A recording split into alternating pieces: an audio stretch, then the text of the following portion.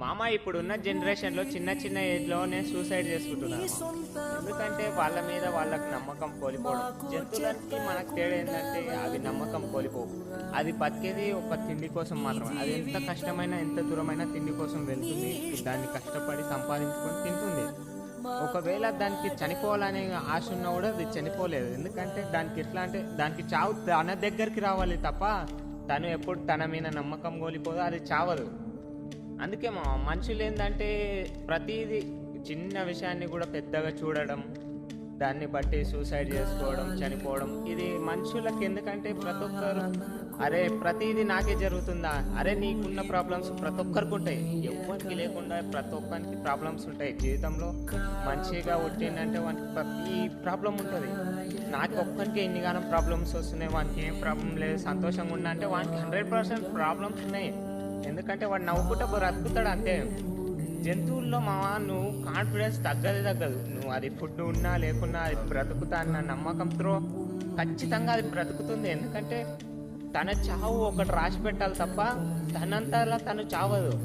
అది దాని కాన్ఫిడెన్స్. ఎందుకంటే మనకెందుకు లేదు మనుషులలో, మనకు మాటలు వస్తే నడుచు మొత్తం టెక్నాలజీ గురించి మనకు మాత్రమే తెలుసు. ఈ భూమి మీద మనుషులకి మాత్రమే తెలుసు. జంతువులకి ఏ విషయంలో కూడా ఎక్కువ మాట రాదు, ఏమీ రాదు. ఆకలి అవుతుంది, నాకు ఈ తిండి కావాలి, నాకు ఈ బాధ ఉందని అది చెప్పుకోకుండా తన మీద తన నమ్మకం కోల్పోదు. మనుషులు ప్రతి ఒక్కరితో ప్రతి ఒక్కటి చెప్పుకోవడానికి అవకాశం ఉంది.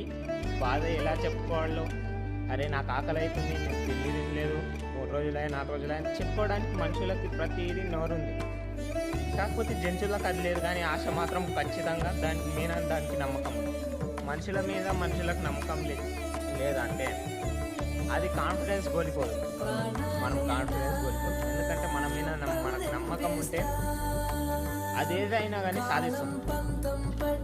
అందుకే ఈ సూసైడ్లు అనేది లవ్ రిలేషన్షిప్ ప్రాబ్లమ్స్ ఇది పెద్ద విషయం కాదు.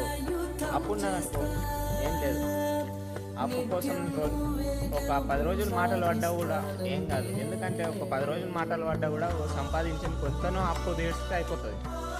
ఇంకా కొంచెం ఎట్లా అంటే అరే నాకు అప్పు ఉంది, నేను చనిపోవాలి ఎట్లా ఉండదు.